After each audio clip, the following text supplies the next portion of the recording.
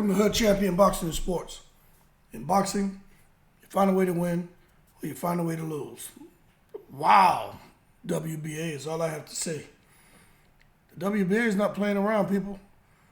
Now, what you see on the left is the WBA update as of 1 December.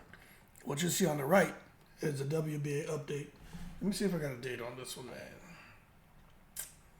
If they even put a date on here. As of December 31st. And this is why I always talk about the secret society and all that crazy crap, man. And I have fun with the conversation, but Deontay Wilder was ranked number 1. He's out of there. The WBA totally got rid of Deontay Wilder. That's not a good sign for Deontay Wilder. Okay? And then they decided to, of course, move up Bakoli, who may go on to get the Mahmoud Char title shot. Not surprised at all because Bakoli's name has been bubbling up about him and sparring and how he's handled a lot of the big names in the heavyweight division in sparring, and the fact that he just got himself a good win over there in Saudi. So I'm not surprised that Bakoli bubbled up to number 1. He could be fighting Mahmoud Char for that WBA World Championship. Okay, so it is what it is. Then underneath that, number 3 spot was AJ, and of course he just bubbled up to the number 2 now. Arslanbek Makhmudov was number 4. He's out of there. They dropped him completely out the rankings. And of course, Joseph Parker made his way to number 3. And there's no surprise that Daniel Dubois ends up in the rankings, bubbles up from number 7 all the way to number 4. Now, after Dubois, you have Frank Sanchez, who bubbles up to number 5 from number 8. Then you have Linier Pero, who was number 5. He's now down at number 6. Cassius Chaney, who was 11. Now he's at number 7. Then you get this guy, Ajit Cabello, who, in my opinion, just came out of obscurity and landed a huge win on the big stage. And now Cabello finds himself ranked at number 8. Fabio Wardley stays at number 9. Junior Fall was number 10.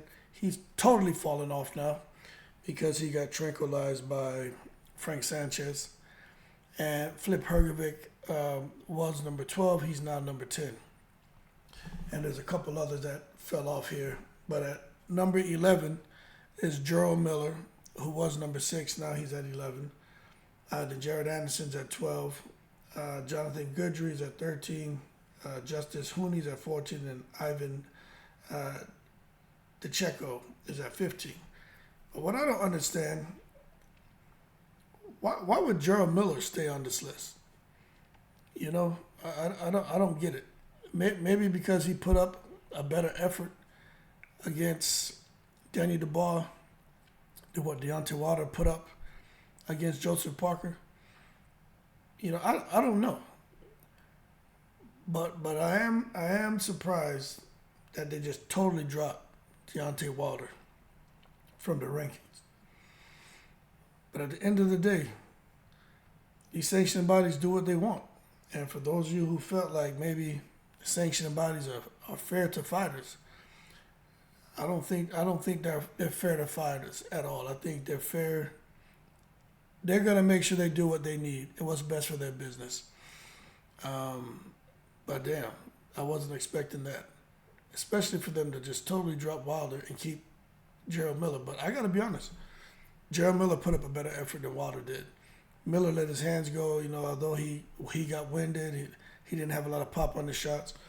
He was in there, he was involved in a mash-up, crash-up type fight, and he was trying. And he had some good moments within the first 5 rounds, but just over the course of the fight, you saw Miller just start to kind of slow and then eventually get tranquilized by Daniel Dubois. That being said, we'll see what's next. I'm going to look at some of these other sanctioning bodies and their updated rankings.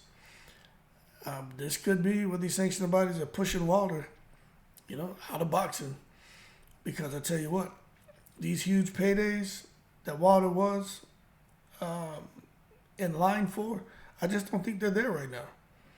And, how do you get a guy who is accustomed to making 10, 15 million plus, 20 million plus dollars, right?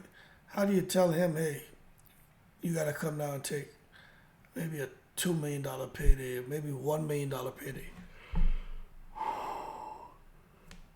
or whatever amount it's going to be? How do you get someone who's already not motivated to get up for a fight only for $1 million, $2 million? How do you get his coach, Malik Scott, to want to speak life into his fighter? You know what I'm saying? I just think they're pushing Wilder out the door, but it's on Wilder, man. Because I tell you what, Anthony Joshua, he came off those losses. Anthony Joshua took far less money, smaller venues, to rebuild and get himself back in the position that he's in. Now look, Anthony Joshua's going to probably be fighting for 50, 60, 70 million dollars. Maybe 100 if they're really going to fight Francis Ngannou. That's absolutely crazy. But he had to sit there, man, and he had to humble himself, rebuild, grind it out, and look where he's at now. Absolutely amazing. But that being said, we'll see what the future holds for all these heavyweights. Yeah, I was trying to see if there's any name. Oh yeah, Andy Ruiz not even on that damn list. They'll kick Andy Ruiz off of there too. Damn. They better figure it out. Y'all keep cool. I'm in the breeze.